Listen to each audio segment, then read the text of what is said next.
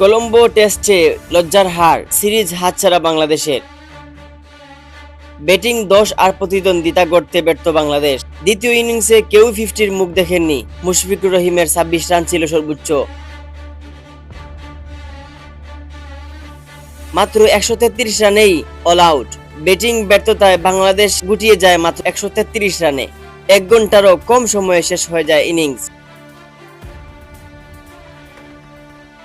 Innings ও 78 রানের হার। শ্রীলঙ্কার কাছে ইনিংস ও 78 রানের বিশাল ব্যবধানে পরাজয়।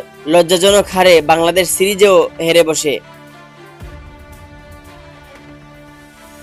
সিরিজে শ্রীলঙ্কার আধিপত্য। 2 ম্যাচের টেস্ট সিরিজে 2-0 ব্যবধানে জিতে নেয় শ্রীলঙ্কা। ব্যাটিং বোলিং 2 বিভাগেই বাংলাদেশ ছিল নিতান্ত দুর্বল। Mohammad Yahya, CS news.